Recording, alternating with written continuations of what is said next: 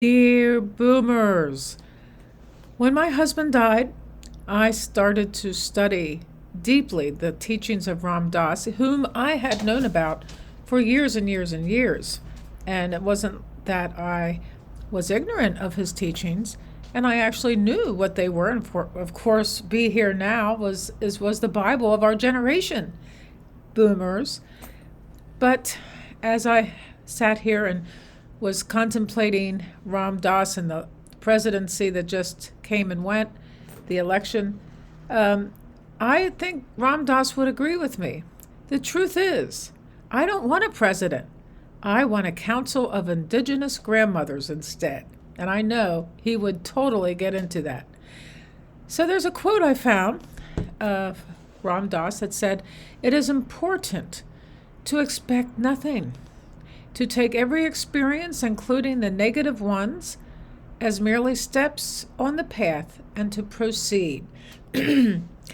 When my husband died and then my brother, I went to visit my brother's wife, Jala, and we would watch Ram Dass lectures together, and we saw a movie called Being Nobody, which is the essence of the quantum field. Ram Dass was very, very in tune with the quantum field, and he meditated so much that he reached the quantum, and he encouraged all of his followers to do the same, as does Gene Houston and many of the other thinkers, and especially Joe Dispenza concentrates very heavily on the quantum, being nobody, being nothing.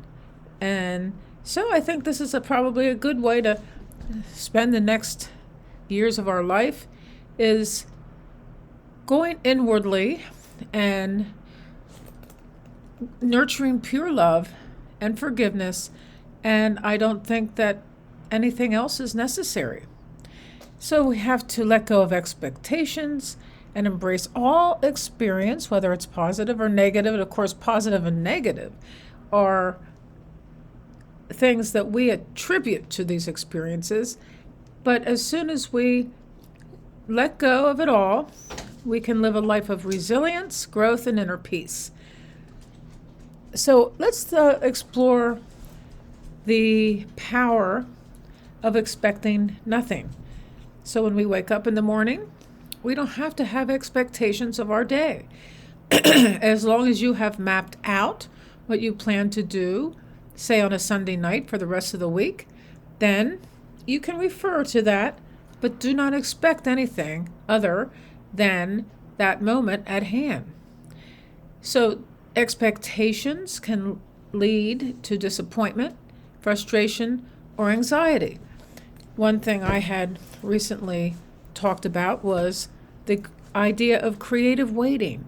We don't have to expect anything when we are serenely rooted in the present moment. And also, having these expectations do create distress and block progress, because you have an idea of what it is you wish to accomplish, and you're not enjoying the journey. You're pretty much in a state of angst as you have these expectations, and people say, well, nothing went the way I wanted it to go today. Why did you want it to go anyway? So by expecting nothing allows for receptivity and adapting to a mindset of serenity. This ties to mindfulness, of course. Everything ties to mindfulness, living in the present moment. And as long as you can bring yourself back to the present moment, then you find that peace of mind. You feel that expansive, eternal present, which is what we really are seeking for. We are not seeking for rush, getting to one thing to the other and missing everything about this life that gives us joy. So we have to, or I have to, embrace all of my experiences as steps on the path.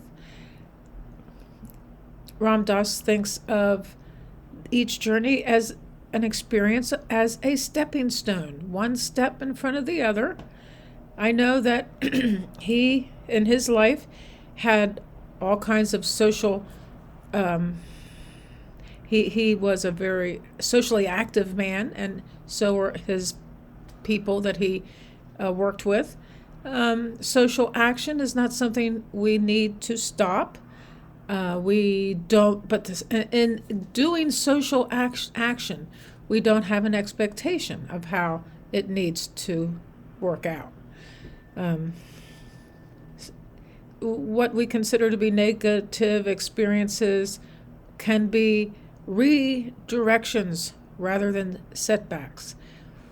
That's a good way to look at it. We are actually, it's normal to have expectations, but in that expectation, we might become discouraged when there is a setback, a so-called setback, but then we go with the flow and look at everything in terms as stepping stones along the path to spiritual revelation and joy.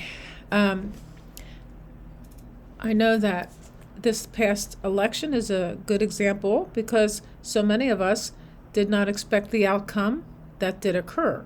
So we have to let that go. We don't need to listen to anybody else's interpretations, which I have let go of, and we move forward without attachment. Attachment is what causes human suffering, and that is the Eightfold Path of the Buddha. There's suffering, but the way to let go of suffering is to let go of attachment, grasping, aversion, that kind of thing. So we move forward with resilience, and we move forward with non-attachment. So, in this time of angst for many of us, we can get back to our roots. We can get back to journaling, meditation, gratitude for what is yet to come and what is yet to be, gratitude for the fact that we're still alive, because that certainly is not a given. There's no, dying is something that could happen at any moment of any day. So the path of resilience is really inner peace, acceptance, tolerance, and surround yourself with the people that give you joy and who empower you. Let the people in your life be who you need in this moment.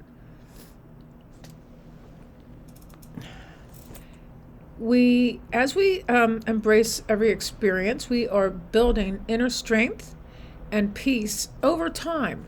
It's like a building block of getting involved in the moment of peace. This acceptance and how it transforms challenges, it actually transforms it into profound learning opportunities. All of life is a learning school. Whatever it is that's going on is simply something we need to learn. And the real university happens within our soul. We sit down and we evaluate our lives, what it is that we need to do to move forward in this beautiful world, this beautiful state of dimension, and actually waking up every morning with a state of gratitude at that moment of waking up is the best thing you can do. Do not scroll on your devices.